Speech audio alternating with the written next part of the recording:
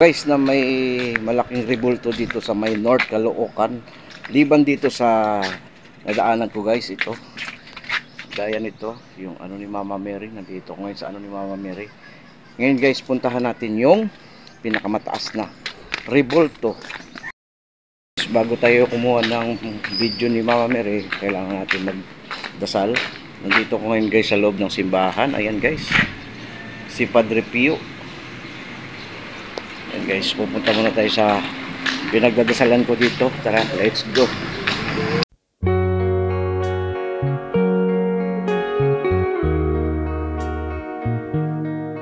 Dito ako nakaupo tuwing magdadasal ako.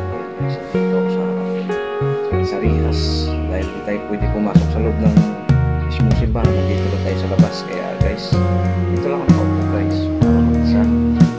Tuwing galing ako sa jogging,